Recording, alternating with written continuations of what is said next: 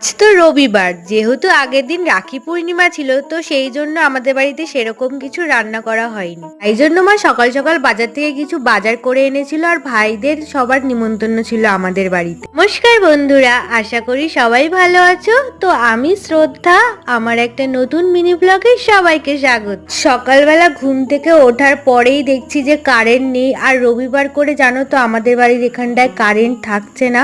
Current না হলে তো জলও উঠবে না ড্রামে, তো সেই জন্য কারেন্টটা এলো। তারপরে ভালো করে স্নান টান করে নিয়েছি, তারপর চলে এসেছিলাম ভাইকে খেতে দেবো বলে।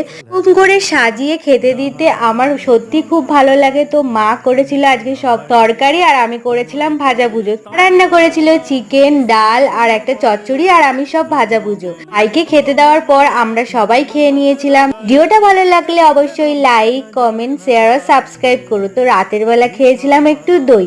মিনি ব্লগে দেখা হচ্ছে, বাই।